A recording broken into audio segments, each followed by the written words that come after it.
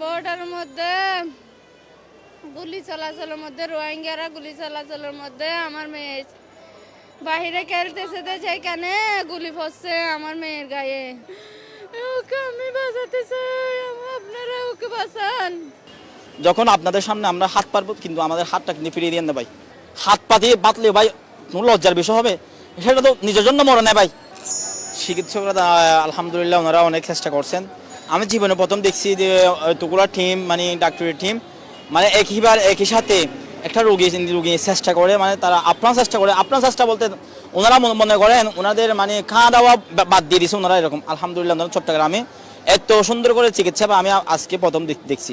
বিজিবির পক্ষ থেকে আমাদেরকে এখনো পর্যন্ত মানে আশ্বাস দিয়েছে, মানে ওনারা মানে আপনারা যান, যাতায়াতের খরচ যেগুলা যাবে সেগুলা ওকে আমরা যাচ্ছি, মনে হয় এটাও বিজিবির একটা মানে হাসপাতাল, নিউরো সায়েন্স যেটাকে বলা হয় হাসপাতাল, ওরা মনে হয় এটাও বিজিবির হাসপাতাল।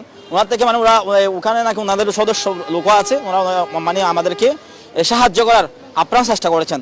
আর বাদ বাকিগুলো যতগুলো খরচ লাগবে সেগুলো আমরা যদি বিটাতে না পারি, দেখবো আপনাদের মানে হেল্প যদি দরকার হয় আপনাদেরকে ইনশাল্লাহ বলবো।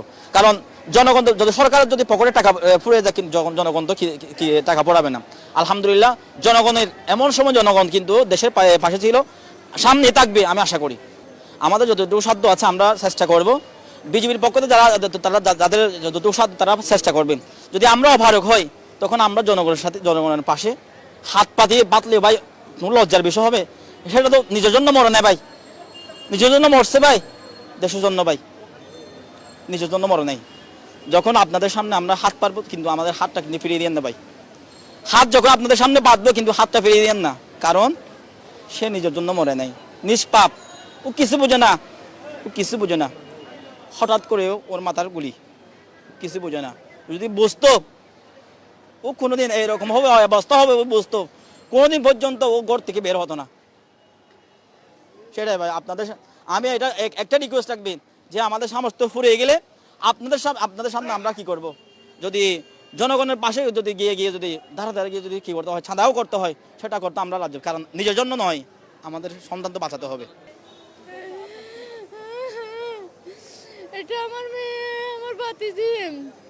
ছোট থাকতে হতে আমি ওকে কোলে পিঠে মানুষ করছি, আমি বুকে রাখছি ওকে। ওকে আমি বাঁচাতে চাই, আপনারা ওকে বাঁচান। ওকে উন্নত চিকিৎসা দেন, উন্নত চিকিৎসা দেন। বর্ডারের মধ্যে গুলি চলাচলের মধ্যে, রোহিঙ্গারা গুলি চলাচলের মধ্যে আমার মেয়ে বাহিরে খেলতেছে, সেখানে গুলি পড়ছে আমার মেয়ের গায়ে, মাথার মধ্যে। আমার মেয়েকে উন্নত চিকিৎসা দিয়ে আপনারা বাঁচান। আমার মেয়েকে আমরা ফিরে পেতে চাই, আমার মেয়েকে আমরা উন্নত চিকিৎসা চাই।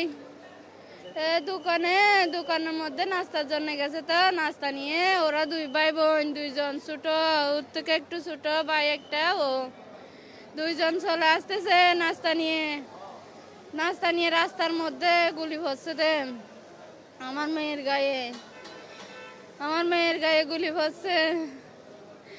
আপনারা ওকে বাঁচান, আমার মেয়েকে।